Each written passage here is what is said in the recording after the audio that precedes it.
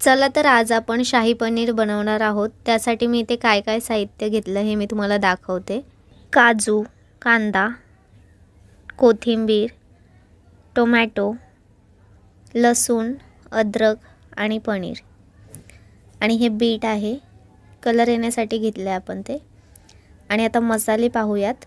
तर मसाल्यांमध्ये गरम मसाला, लाल तिखट, धने पावडर, मीठ, काश्मीरी मिरची पावडर, हिंग आणि हळद आणि हे 2 ते 3 तेजपत्ते आणि दालचिनी। चला तर आता सुरू करूयात। तर सगळ्यात आधी कढई ठेवून मी ते कांदा परतून घेते। कांदा छान गोल्डन फ्राय होईपर्यंत आपल्याला परतून घ्यायचा आहे।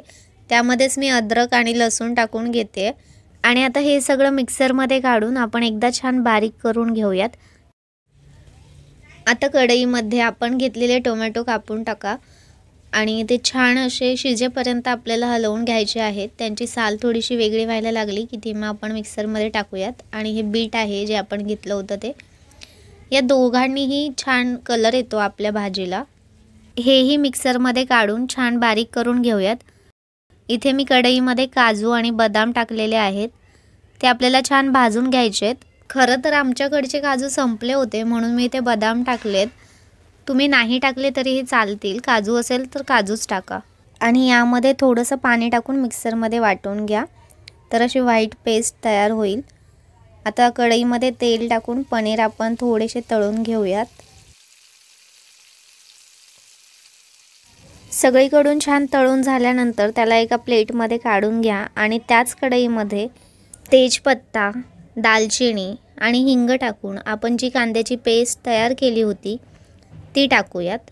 आता मिक्सरमध्ये बारीक केलेले टोमॅटो टाकून छान 1 ते 2 मिनिटे झाकून ठेवा। आता काजू आणि बदामाची जी पेस्ट आपण तयार केलेली होती ती यामध्ये टाकून थोडंसं हलवून घेऊयात।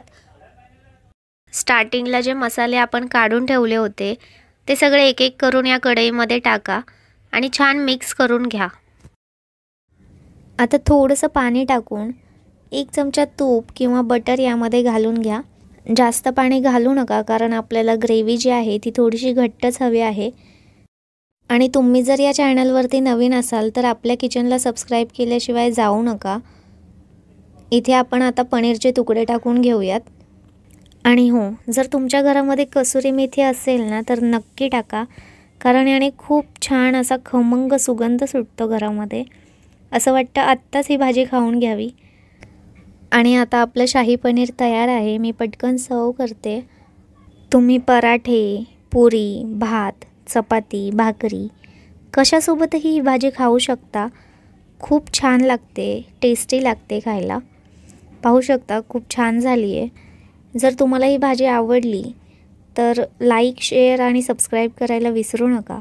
तर मग भेटूयात आपण एका नवीन रेसिपीसोबत पुढच्या भागामध्ये। तोपर्यंत नुसतं बघत बसू नका, पटकन भाजी बनवायला घ्या।